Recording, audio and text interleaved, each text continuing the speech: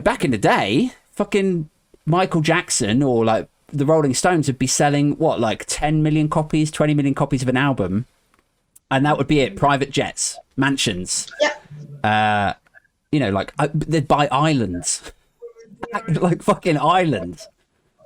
Actual islands, yeah. And now it's like, what? It's just not the same, no. Yeah. And like, how weird is this? Is that still on like music videos and stuff, they'll be like in a Bentley or outside like a stately home with like girls in a pool and, a Ferrari in a driver.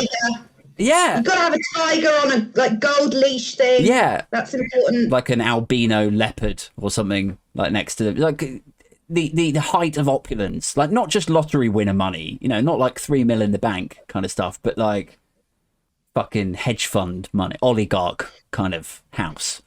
I mean, didn't Elton John, bless him, once famously spend £250,000 one year on flowers? Right. Just having flowers, great big, every day someone would come and change in every room and blah, blah, blah, blah. Yeah, great. That was £250,000 on flowers. Yeah. But he fits exactly into that old school, selling out stadiums, selling 10 million copy albums, George Michael, another one, Queen, like all of that sort of period of like anything from the late 60s up to the late 80s, I guess. And now it's like, I feel so bad for these kids today. But like when they're like, I'm going to start a band, man, because that's how you get, I'm going to get rich. I believe in my songs and I believe in my talent, and that's how you get money and chicks and big house and like it's like, I think if you've got your head screwed on or you have any understanding of streaming and the music industry and royalties and stuff, you're like, no, mate, that's right. I'm gonna give you some numbers that I just double checked this earlier. Sure, yeah. I just looked it up. So there's a guy, and he used to be in a band called the Long Pigs. Great indie band. They're always on like the best indie anthems or whatever. Okay. It's always She Said. He co-wrote a song in 2013, and it was released by Jake Bugg, who was quite well known and doing the thing. And after millions of plays on YouTube, and 2 years later, he got £158. Yeah, doesn't surprise me. How fucked is that? Like that is. I'm trying to think of the right expression, but Gary Newman famously has just, this guy is famous. Yeah, and he was like, I printed out my entire royalty statement with all the streams and everything and spent more on the paper than I actually got paid. Yeah.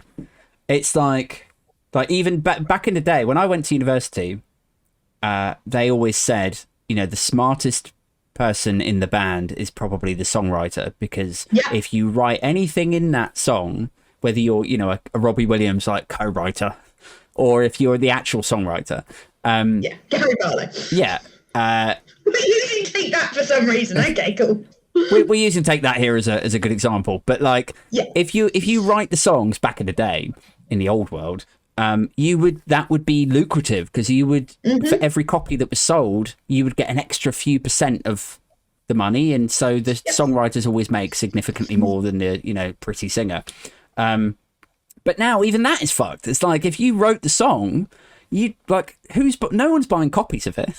So again, you're fucked. It's like I suppose you might make very slightly more, but if the whole like artistic piece to that streaming paradigm is like is 0.0007, which is what, like, I was doing some reading on this earlier, and it says so YouTube pay the least at 0.0007 dollars per play. And I did some maths on it. I was like, in order to make $1 on YouTube, you have to have your song played 142,000 times. And I'm like, that's a hit. Like, if you get your song played by 142,000 people bothered to listen to your song for longer than 30 seconds, by the way, like if it's less than 30, they don't pay you anything.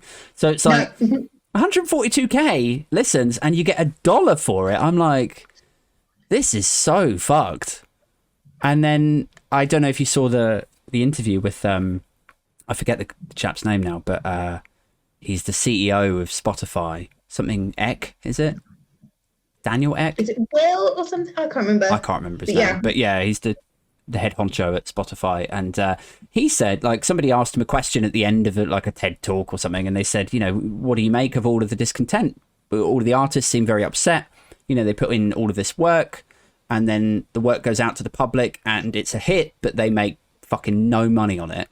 And he said his response, or his way rather of justifying it, was he said, you know, a lot of these artists these days, they seem to think that it's okay to take 4 years to write and record an album, and then that's it. They can just put this album out and just sit back and, you know, coast on their laurels for another 4 years. He's like, it's not enough in the 21st century to just put one album out every 3 or 4 years. And so I was like, all right, I know how I feel about that as a music fan. How does that make you feel hearing that?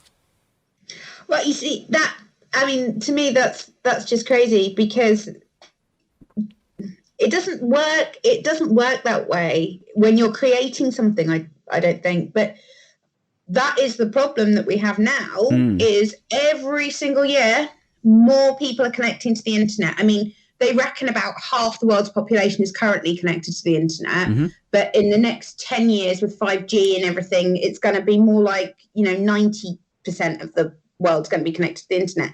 So there's going to be more consumers. So the more consumers they are, the more content they need. And, you know, it's crazy, because these streaming platforms act like they're the product. Yeah. But they're not. No. They're just delivering the product, but they act like they're the product. Whereas it's actually the guys who are taking time to, you know, create something, the product, but that's kind of getting lost. Yeah. Because if they can't do it because it's taking them 4 years to write an album, there are a load of other people who will do it.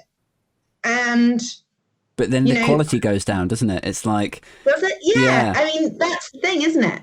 I mean, there are some really good things about streaming. I mean, more people have got so much more access to more music, and, you know, there are small DIY artists who have had success. I mean, let's not pretend that no one's done well out of this, because there are people who have just, you know, taken off and gone from, you know, singing Down the Dog and Duck to suddenly, you know, having 4 million subscribers on YouTube and whatever it is. Those are just numbers. Yeah, that's an important point to make as well, isn't it? It's like I pay a subscription to Spotify, and I have to say, like, credit where it's due. I don't know what magic they work with their algorithm, but it is magic. And every Monday I look forward to starting my playlist off to see what, like, little gems they found me. And there have been artists that I found on there where I fucking love them.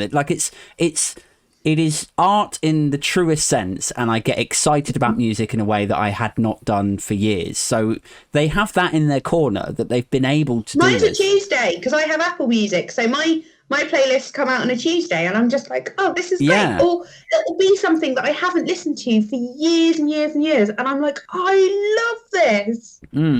Like, oh my gosh. And it's something that I just had fallen out of my brain, and, you know, I hadn't thought about and it's like, this is brilliant. Yes. Yeah. Let's listen to a bit of shoegaze or whatever it is, you know, some random thing that they've decided that I want, which I always do. But I suppose so there are good things. And I think the best thing that's come out of streaming, I guess, is it's sort of stopped piracy in a way. Yeah. That's another good thing to say. Yeah. The point is, people used to pirate music, and now you can do that legit. So most people don't really want to be doing things that are illegal, and also it harm their computer. You know, definitely from LimeWire or whatever it was. Yeah, you end up with like fucking 5 Trojans and just destroying your home PC, being like, what's 15 new? Porn pop-ups on your mum's login, and what the fuck is this? What have you been doing? I don't know. Wasn't me. I just wanted a Metallica album.